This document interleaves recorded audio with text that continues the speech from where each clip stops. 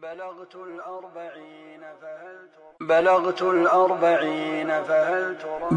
الأربعين فهل تراني سأقطع مثلها فيما سياتي، لأن الموت يخطف كل يوم أناسا ما دروا معنى الحياة، فظنوها نعيما ليس يفنى فضاعوا بين لهو وانفلات. وها أنا ذا إله الكون مرت عقود 4 فيها عظاتي، فأعظمها مشيب قد غزاني لينذرني بأن الموت آتي، ويدعوني لألزم نهج حق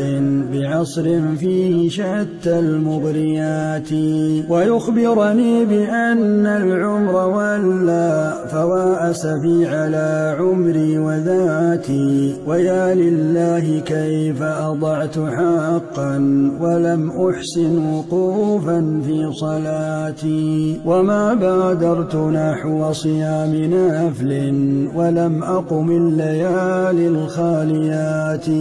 وذكر الله قد قصرت به وكنت أراه أصلا للثبات،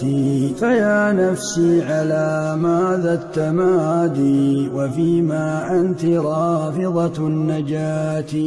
كأنك ما علمت أن ربي عليم بالخواف المضمرات، كأنك ما شهدت دفن نفس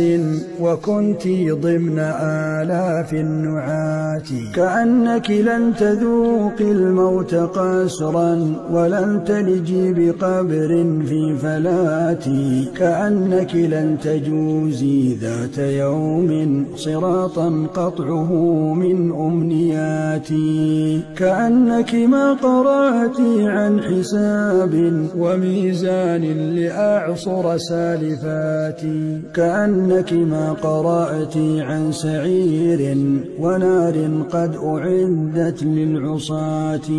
ولم تدري عن الجنات حتى أضعت نهج عباد تقاتي، أراك قد بلغت تمام عمر وأدركت الأشد من الصفات، فيا نفس استفيقي ليس يجدي إذا ما مت غير الصالحات،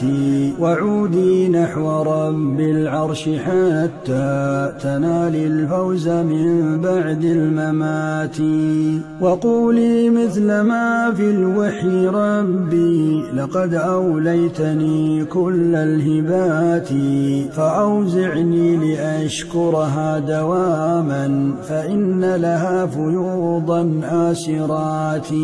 ووفقني لأن ترضى بفعل فهذا الأمر في الدنيا مواتي، وأصلح لي إله الكون نسلي فإني تائب